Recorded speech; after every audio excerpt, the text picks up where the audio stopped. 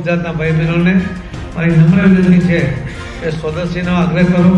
આપણે ત્યાં ખૂબ સારી વસ્તુઓ ખૂબ સારી ક્વોલિટી સાથે અને સસ્તી મળી રહી છે.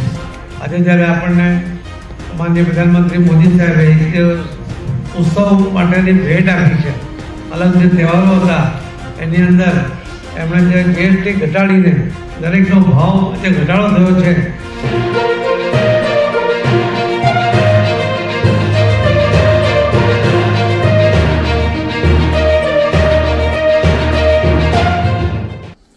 નમસ્કાર, હું આપનો રાજુ કરપડા. તમામ દેશવાસીઓને, ગુજરાતની જનતાને મારા જય કિસાન.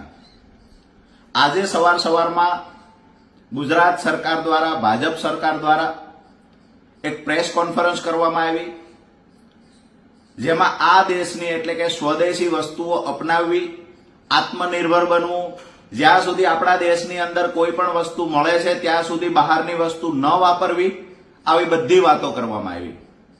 ક્યાંક ને ક્યાંક મને એવું લાગે છે કે હાથીના દાંતની માફક ચાવવાના અને બતાવવાના અલગ છે આ સરકારના.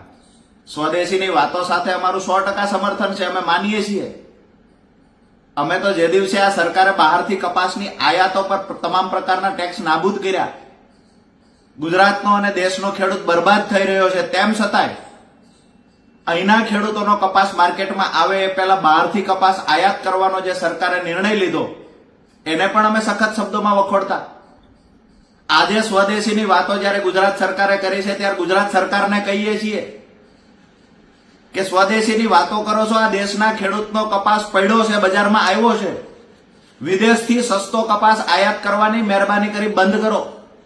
જો સ્વદેશીની વાતો સાચી હોય અને તમને લાગણી હોય આ દેશના નાગરિકો માટે, આ દેશના ખેડૂતો માટે થોડી પણ લાગણી બચી હોય તો બહારથી જે કપાસની આયાત થાય છે એના પર પ્રતિબંધ લગાવો.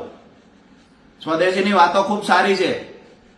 તમારા બહારથી આયાત કરવાના ઘણા બધા નિર્ણયોના કારણે ગુજરાતનો ખેડૂત બરબાદ થયો છે. ખેડૂતોની જણસ, કપાસની તો અત્યારની વાત છે, બાકી ખેડૂતોની જણસ જ્યારે બજારમાં આવે છે એની પહેલા બહારથી આયાત કરી લેવામાં આવે છે. દુનિયાના ખેડૂતો સાથે કોમ્પિટિશન આ દેશના ગુજરાતના ખેડૂતોને કરાવવાના પ્રયત્ન થઈ રહ્યા છે. સરકારને વિનંતી કરીએ છીએ, સ્વદેશની વાતો ત્યાર પછી, સ્વદેશી આત્મનિર્ભર બનવાની વાતો ત્યાર પછી કરો, પહેલા કપાસની આયાત બંધ કરો.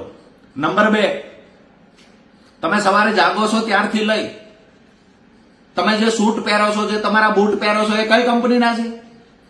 તમે જે ફોર્ચ્યુનર ગાડીમાં ફરો છો એ કઈ કંપનીના છે? જાપાનીઝ કંપનીની ગાડીઓ તમે વાપરો છો. તમારા હાથમાં પહેરી રહેલી ઘડિયાળો પણ રાજકોટના એક સાંસદ છોડી દે છે, બધા ભાજપના નેતાઓએ છોડી દીધું છે. તમારા સૂટની કંપની કઈ છે, તમારા બૂટની કંપની કઈ છે, તમારી ઘડિયાળની કંપની કઈ છે? તમે વાપરો છો આઈફોન મોબાઈલ, આ કઈ કંપનીનો છે? ક્યાંની કંપની છે? ભારતમાં બનાવટ થાય છે. દેશના લોકોની બનાવટ કરવાનું બંધ કરો. આત્મનિર્ભરની વાત સાથે અમે 100% સમર્થન આપીએ છીએ, પરંતુ હાથીના ચાવવાના અને બતાવવાના અલગ હોય એમ આ સરકારની નિયતમાં અને ખોટ છે. પહેલી વાત અમારી એ છે કે બહારથી આયાત થતી તમામ પ્રકારની જણસો બંધ કરવામાં આવે. ખેડૂતો જે ઉત્પાદન કરે છે એ જણસના પૂરતા ભાવ મળે આવી વ્યવસ્થા સરકાર ઊભી કરે, ત્યાર પછી આત્મનિર્ભર અને સ્વદેશી અપનાવવાની વાતો કરે. નાહકના નાટકો થઈ રહ્યા છે જેનો અમે સખત શબ્દોમાં વિરોધ કરીએ છીએ. બાકી આત્મનિર્ભર બનવાની, સ્વદેશી અપનાવવાની વાતનું સમર્થન કરીએ છીએ. આભાર.